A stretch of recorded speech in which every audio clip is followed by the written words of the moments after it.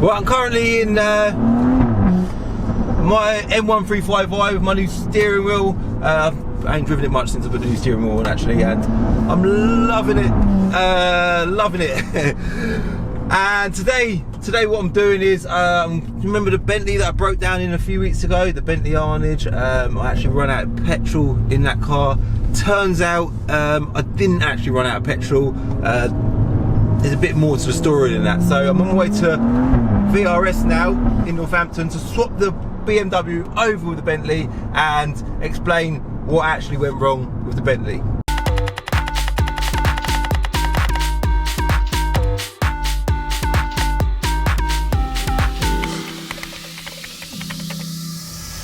Right, so Planet of Dreams, we launched the Golf R competition on Sunday night at 6 PM, and in a nutshell, we had too many people go to the website, the payment system couldn't deal with it, and it blocked us out, which meant we couldn't take no payments and the competition didn't happen. So, I just had confirmation that the website is now sorted, we can now accept payments, but I'm not launching the competition just yet because I want to launch it again on Sunday at 6 PM. So I'm going to launch it this coming Sunday at 6 PM. And I noticed a couple of people mentioned that £100 an entry was too expensive, despite the odds being amazingly good. So what I've done is, I'm not going to give you too much details, but we're going to make change the rules slightly so people with a lower budget can also buy into the competition, alright? But if you want to get involved with it, it's going to be launching at 6 PM Sunday evening, so you need to be sharp on the ball because I think it's going to sell out quite quick, alright? So check out the website planetofdreams.co.uk and give the Instagram a follow at planetofdreams.co.uk. Let's get on the video.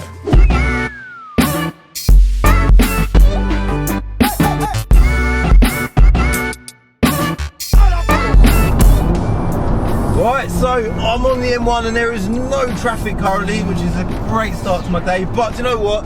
Side subject, you know I love to go off track when I talk a lot. I've had quite a stressful morning. My dog, I know this is completely irrelevant to this video, but my dog, and I'm not really a dog person, but I got a dog a couple of years ago, Ralphie, little French bulldog, and I love him, genuinely love him. And it turns out he slipped a bloody disc in his back, and he's got to have an operation. So this morning I've been up the vets and dropped him off to have his operation done, and I can relate to his pain because I had the exact same operation myself. So yeah, that's been my morning today. But anyway, I was meant to get up and drive straight to VRS. I couldn't because I had to take Ralphie to the vets, and yeah, no traffic. But so the plan, the reason why, so what I'm doing is obviously I'm in the BM going to VRS and I'm swapping over. So that does mean that the BM's going to stay there and I'm going to drive back in the Bentley. And whilst the BM is at VRS, the plan for the car is we're going to try and get more power out of it. I spoke about it a lot in previous videos. We want to try and get more power out of it. We're going to look at maybe some other potentials, I don't know, but like I said, this video ain't so much about the BMW, it's more about the Bentley, but I just wanted to let you know what the crack is or what the plan is with the BM, alright? So yeah, let's quickly talk about the Bentley situation. So that day, a few weeks ago, I posted a video, stressful day. I thought, I know what I'm going to film a video on my Bentley, this old Bentley Arnage that I bought, really nice car. And as I was out and about in it, it cut out and broke down. I lost power steering, I lost brakes, and the engine cut out. Oh my god, I can't believe this. So imagine it, panic moment. I just bought the car, I'm quite good at that, buying cars and they break straight away. Filmed the video and just said, look guys, I can't do much more in this video because my car's broken down, I've run out of petrol. So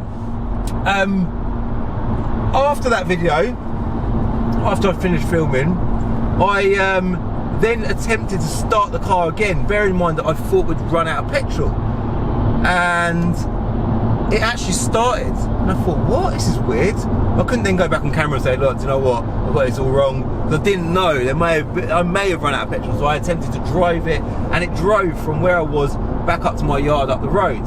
When I say yard, I don't mean like my yard, like a roadman yard, I mean like it's a car yard, yeah? And I got it recovered to VRS straight away, and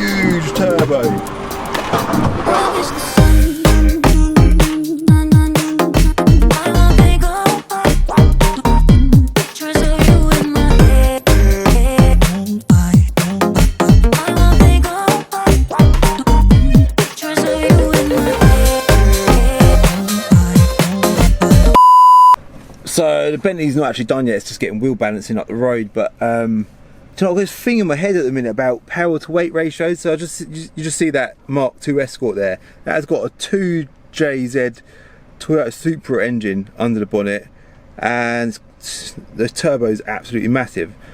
That thing is 700 brake horsepower, so the same power as my RS6. My RS6 weighs almost 2 tons, yeah, which is almost, I don't think it is 2,000 kilos, say it's 1,900 kilos, something like that. That thing weighs 800 kilos. So the power to weight ratio of my RS6 is 350 bhp per ton. The power to weight ratio of that thing there is like, oh my god, the power to weight ratio of that is about 800 bhp per ton. And but yeah, obviously I'm driving home in a big fat heavy Bentley today, so that ain't going to do no big power to weight ratio time, big numbers on power to weight ratios. But I've just got this thing in my head about achieving, because obviously I do draggy times and that. I don't know why I'm telling you like this, because it's completely irrelevant, but I do talk a lot of irrelevant nonsense all the time. But if I could, I've just been having a chat with Will about building a car. I would love to build a car with big power, little weight, that done draggy times quicker than bloody anything out there. I just thought I'd let you know my thoughts on that subject. Bentley's going to be here in a bit. I'll tell you a bit more about that, alright?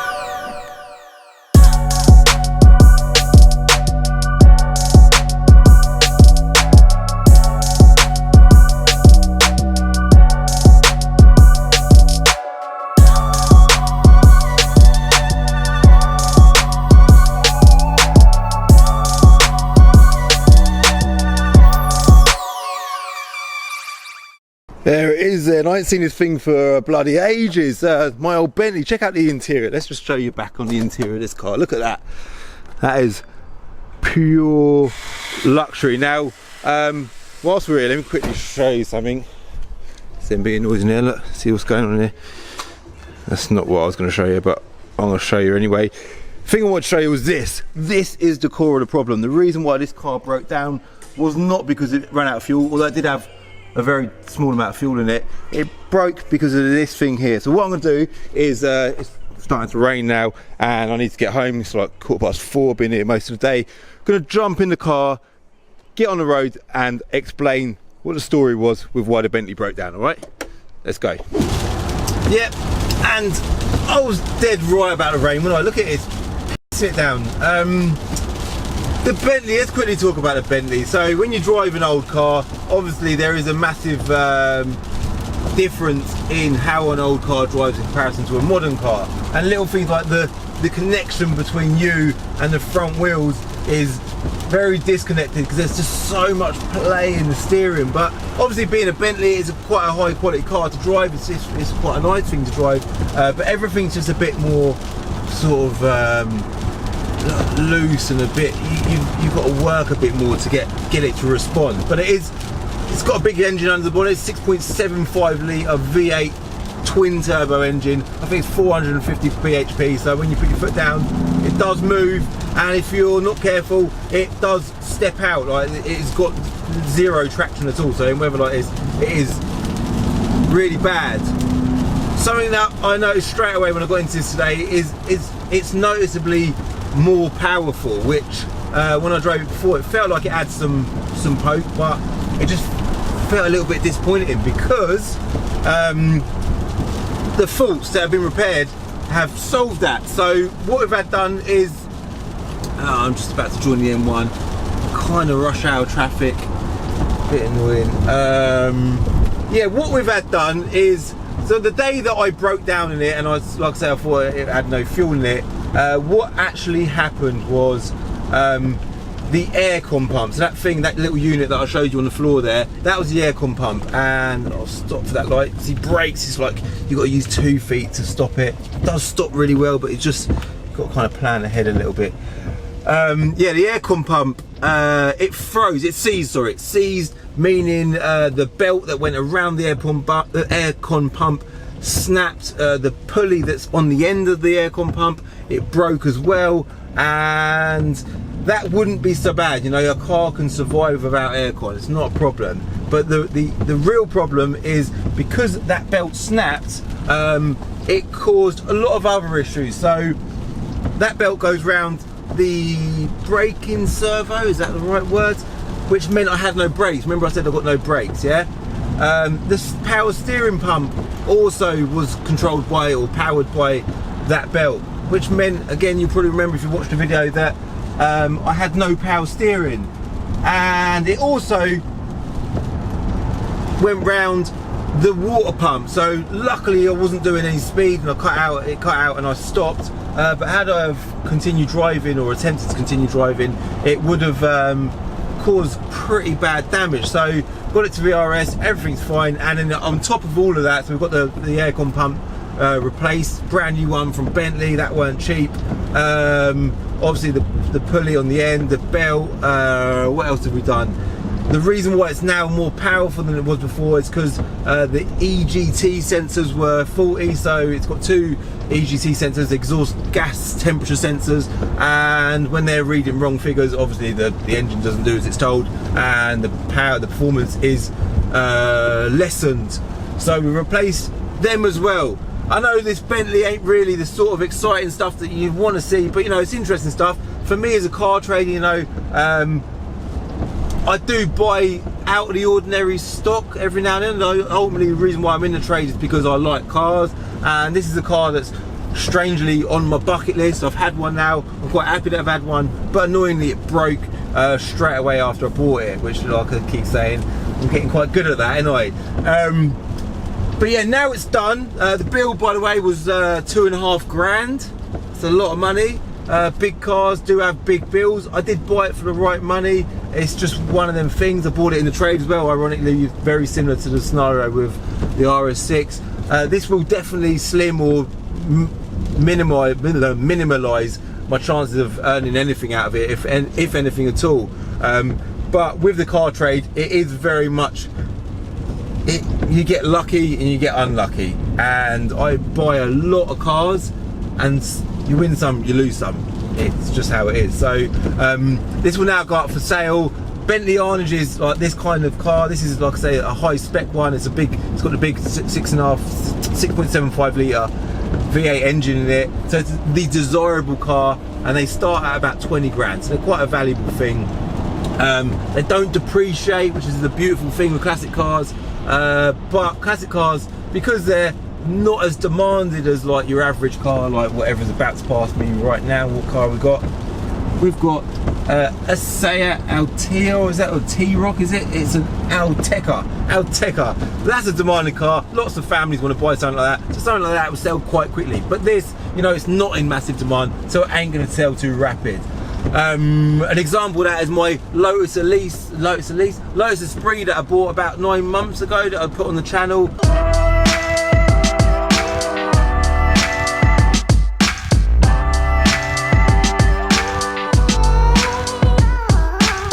Got that car.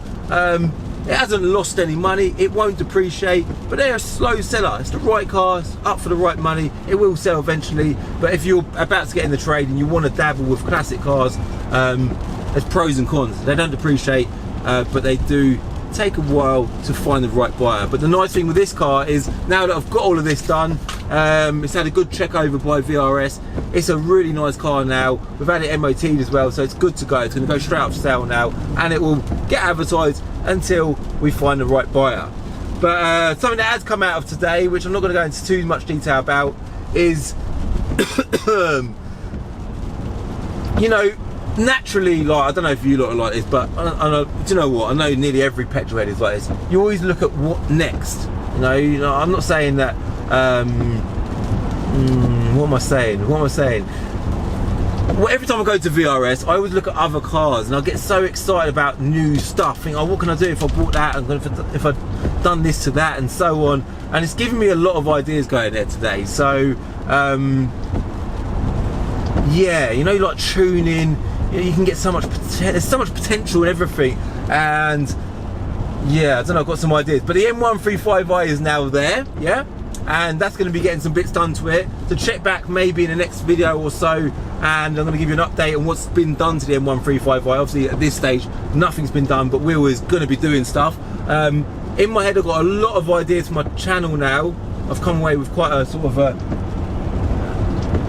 spun mindset, if you like, but nothing too drastic. But yeah, that's enough. In a nutshell, I didn't run out of fuel, but I did have next to nothing in the fuel tank, so I've kind of learned a lesson there. Bentley Arnage, if you do own one or you're thinking about buying one, check the aircon pump ain't about to break, because it's quite a big thing. And if you do run it with that broken aircon pump, it might be a common fault. If it is, check it. And if you do run it with it broken, you could risk like something as major as the head gasket going. That would be a disaster. So that's pretty much it. So for me now, the plan with the Bentley from here is it needs a bloody good valet. It is like, it's filthy in here. It needs like the leather. This will clean up really nice inside. So I'm going to get it valeted to as much of an extent as I can. Tracking needs doing as well. That's something I'm going to get sorted. And generally as well, like I know a lot of you know that I run an auction. This will be sold through my auction, which some people think it's crazy that I'm prepping a car to put to auction. But like I say, with an old classic car, because it's going to sit around for a while, to maximise the audience of buyers, it just makes it more appealing if it's right, and it means I can demand a bit more money for it. So with running the mill stuff, people will buy like that Peugeot partner van there. Someone will just buy that for all it is, take it away, fix it themselves. But with something like this, you know, it's good to just get it right. So I will do that, and obviously it will give me a chance to try and claw back some of the money that I've spent on it. So yeah, that's pretty much the plan for it. I'm well happy to like have it back, and it's nice to say that I've had one. I know a little bit about them as well. By buying cars and dabbling with different types of cars, you get to gain a bit of knowledge on them. But like I say, with classic cars, the best thing is if you are about to trade in them, you've got to just have patience, because they don't fly out the door. But one day someone will come across this car and be like, you know what, that is exactly what I want. It's a lovely car, perfect spec. It's only done 84,000 miles, so yeah, it's ticks all the boxes. So yeah, I'm going to end it there. And everything I've mentioned in today's videos, like the link to this and the link to VRS, I'll put in the description below. I hope you like this video. If you did like this video, as ever, I'm going to ask you to hit like. If you are new to my channel, hit the subscribe button, hit the bell icon to get notified when I upload, and I'll see you in my next video, alright? Bye. In the next episode of Diary of a Car Trader, I buy a Mercedes C43 AMG and I get out for a little drive in it.